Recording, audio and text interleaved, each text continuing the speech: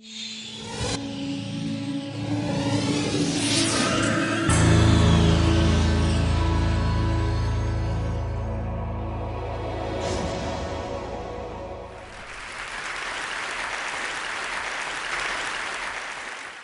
morning. How are you? It's been great, hasn't it? I've been blown away by the whole thing. In fact, I'm leaving.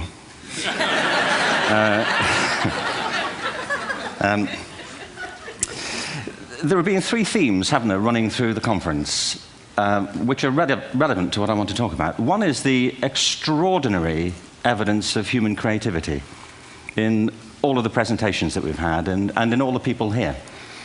Just the variety of it and the range of it. The second is that it's put us in a place where we have no idea what's going to happen in terms of the future. No idea how this may play out. I have an interest in education. Actually, what I find is everybody has an interest in education. Don't you? I find this very interesting. If you're at a dinner party and you say you work in education, actually, you're not often at dinner parties, frankly, if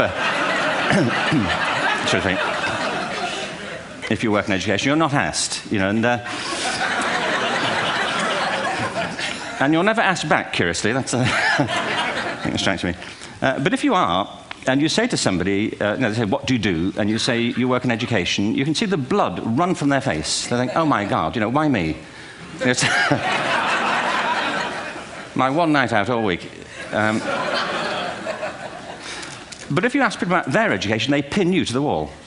Because it's one of those things that goes deep with people. Am I right? Like religion and money and other things. So I have a big interest in education, and I think we all do. We have a huge vested interest in it, partly because it's education that's meant to take us into this future that we can't grasp. If you think of it, children starting school this year will be retiring in 2065. Nobody has a clue, despite all the expertise that's been on parade for the past 4 days, what the world will look like in 5 years' time. And yet we're meant to be educating them for it. So the unpredictability, I think, is extraordinary.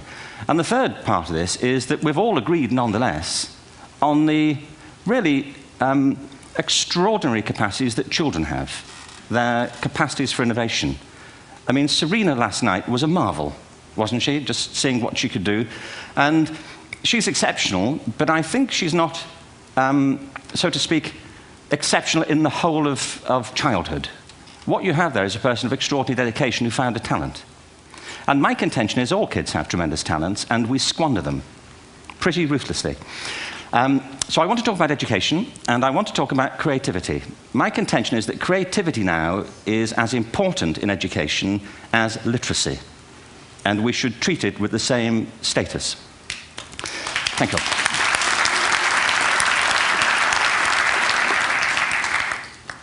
That was it, by the way. Thank you very much. So, 15 minutes left. Well, I was born... No, I had a great story recently, I love telling it, of a little girl who was in a drawing lesson. She was 6, and she was at the back drawing, and the teacher said this little girl hardly ever paid attention. And in this drawing lesson, she did. And the teacher was fascinated. She went over to her and she said, "What are you drawing?" And the girl said, "I'm drawing a picture of God." And the teacher said, "But nobody knows what God looks like." And the girl said, "They will in a minute."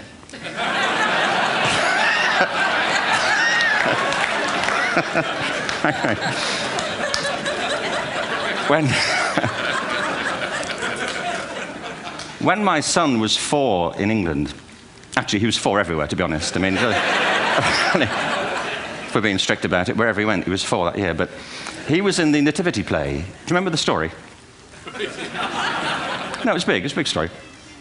Mel Gibson did the sequel. You may have seen it. I don't know. It was Nativity 2.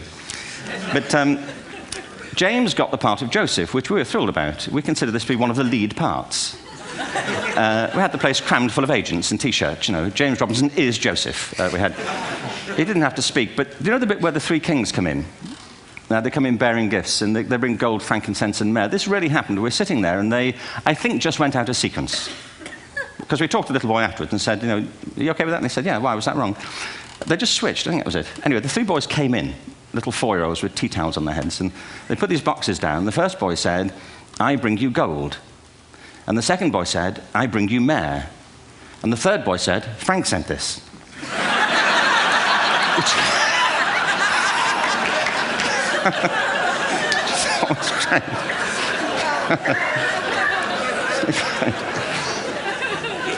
What these things have in common, you see, is that kids will take a chance. If they don't know, they'll have a go. Am I right? They're not frightened of being wrong. Now, I don't mean to say that being wrong is the same thing as being creative. What we do know is, if you're not prepared to be wrong, you will never come up with anything original. If you're not prepared to be wrong. And by the time they get to be adults, most kids have lost that capacity. They have become frightened of being wrong. And we run our companies this, by the way. We stigmatize mistakes. And we're now running national education systems where mistakes are the worst thing you can make. And the result is that we are educating people out of their creative capacities. Picasso once said this. He said that all children are born artists. The problem is to remain an artist as we grow up. I believe this passionately, that we don't grow into creativity, we grow out of it. Or rather, we get educated out of it. So why is this? I lived in Stratford-on-Avon until about 5 years ago. In fact, we moved from Stratford to Los Angeles. So you can imagine what a seamless transition this was from LA. Actually, we lived in a place called Snitterfield, just outside Stratford, which is where Shakespeare's father was born. Are you struck by a new thought? I was. You don't think of Shakespeare having a father, do you? Do you? Because you don't think of Shakespeare being a child. Do you? Shakespeare being 7. I never thought of it. I mean, he was 7 at some point. He was in somebody's English class, wasn't he? Do you understand? Really? How annoying would that be?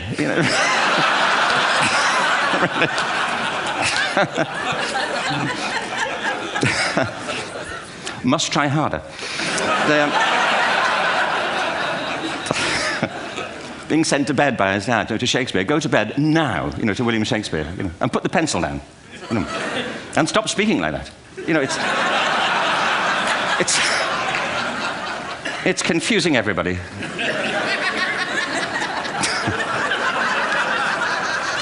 Anyway, we moved from Stratford to Los Angeles, and I just want to say a word about the transition. Actually, my son didn't want to come. I've got 2 kids. He's 21 now, and my daughter's 16. He didn't want to come to Los Angeles. He loved it, but he had a girlfriend in England. This was the love of his life, Sarah. He'd known her for a month. Mind you, they'd had their 4th anniversary by then, because it's a long time when you're 16. Anyway, he was really upset on the plane. He said, "I'll never find another girl like Sarah." And we were rather pleased about that, frankly, because she was...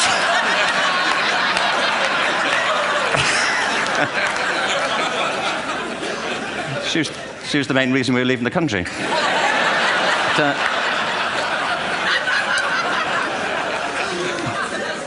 But something strikes you when you move to America and when you travel around the world. Every education system on Earth has the same hierarchy of subjects. Everyone, doesn't matter where you go. You think it would be otherwise, but it isn't. At the top are mathematics and languages, then the humanities, and at the bottom are the arts, everywhere on Earth. And in pretty much every system, too, there's a hierarchy within the arts. Art and music are normally given a higher status in schools than drama and dance. There isn't an education system on the planet that teaches dance every day to children the way we teach them mathematics. Why? Why not? I think this is rather important. I think maths is very important, but so is dance. Children dance all the time if they're allowed to. We all do. We all have bodies, don't we? Did I miss a meeting? I mean, I think... Truthfully, what happens is, as children grow up, we start to educate them progressively from the waist up. And then we focus on their heads, and slightly to one side. If you were to visit education as an alien and say, what's it for, public education, I think you'd have to conclude, if you look at the output, who really succeeds by this, who does everything they should, who gets all the brownie points, who are the winners, I think you'd have to conclude the whole purpose of public education throughout the world is to produce university professors. Isn't it? They're the people who come out the top. And I used to be one. So there, And I like university professors, but, we shouldn't hold them up as the high watermark of all human achievement. They're just a form of life. Another form of life. But they're rather curious, and I say this out of affection for them. There's something curious about professors. In my experience, not all of them, but typically, they live in their heads. They live up there, and slightly to one side. They're disembodied, in a kind of literal way. They look upon their body as a form of transport for their heads. It's... Don't they? It's a way of getting their head to meetings.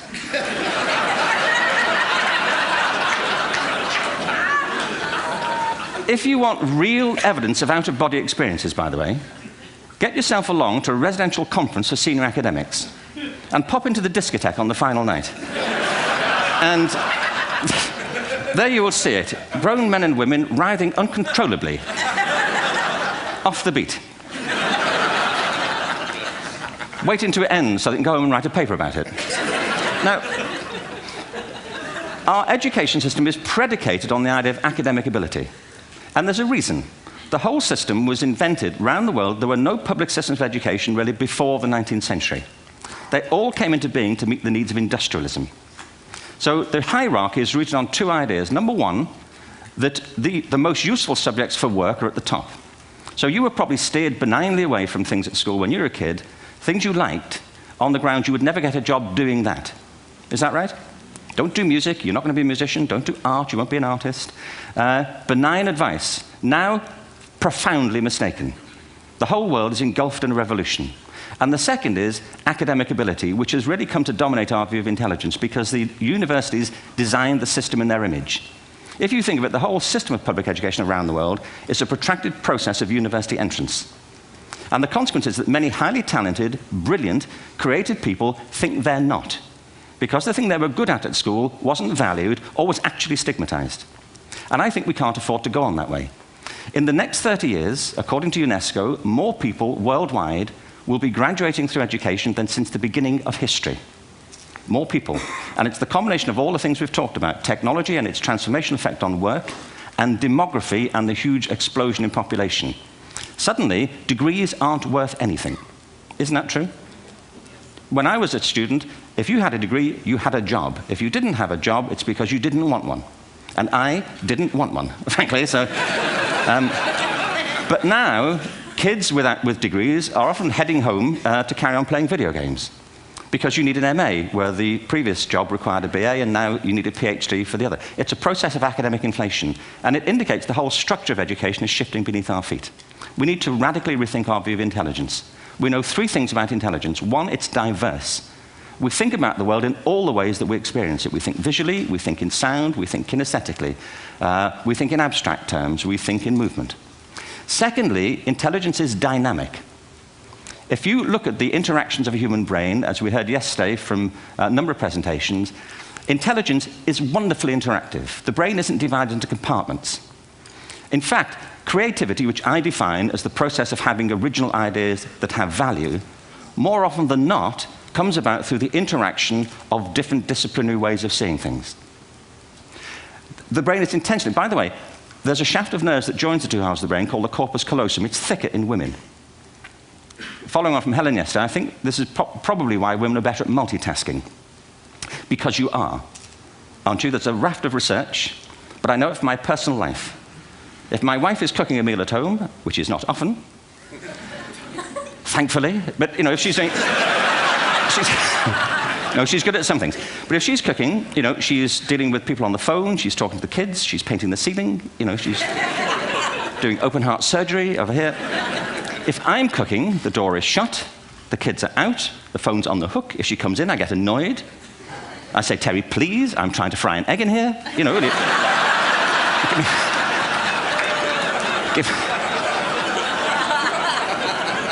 Give me a break.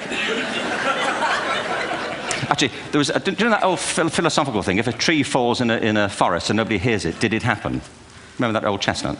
I saw a great T-shirt recently which said, if a man speaks his mind in a forest and no woman hears him, is he still wrong?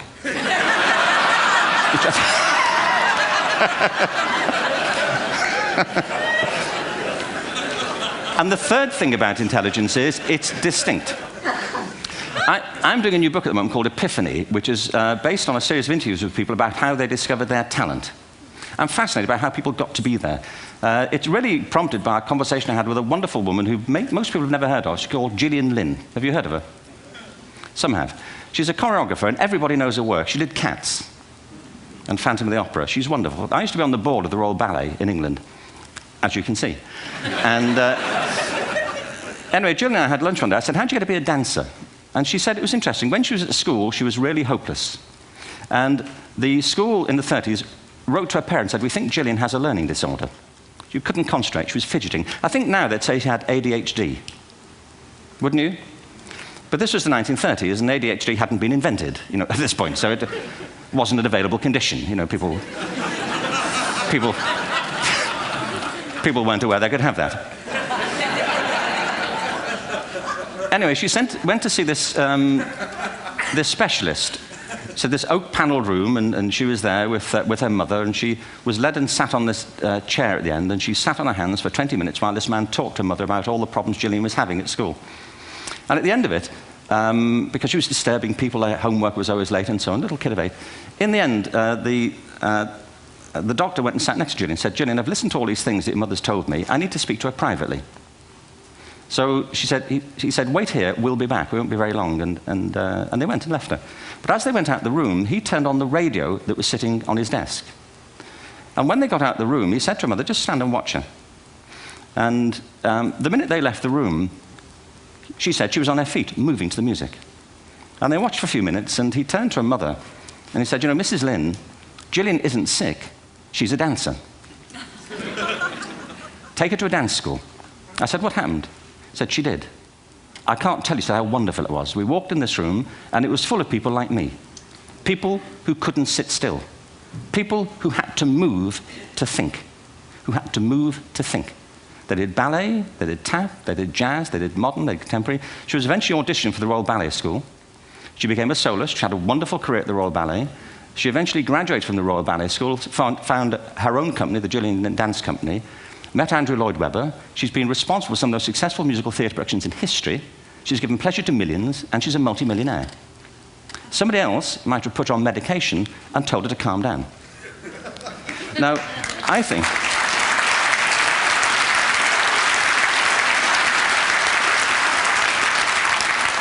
What I think it comes to is this. Al Gore spoke the other night about ecology and the revolution that was triggered by Rachel Carson. I believe our only hope for the future is to adopt a new conception of human ecology, one in which we start to reconstitute our conception of the richness of human capacity. Our education system has mined our minds in the way that we've strip-mined the earth for a particular commodity, and for the future, it won't serve us. We have to rethink the fundamental principles on which we're educating our children. There was a wonderful quote by Jonas Salk, who said, if all the insects were to disappear from the earth, within 50 years, all life on earth would end. If all human beings disappeared from the earth, within 50 years, all forms of life would flourish. And he's right. What TED celebrates is the gift of the human imagination.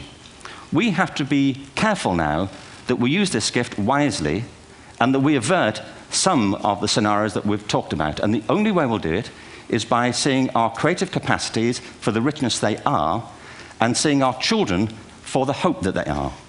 And our task is to educate their whole being so they can face this future. By the way, we may not see this future, but they will. And our job is to help them make something of it. Thank you very much. Bravo. Here, here.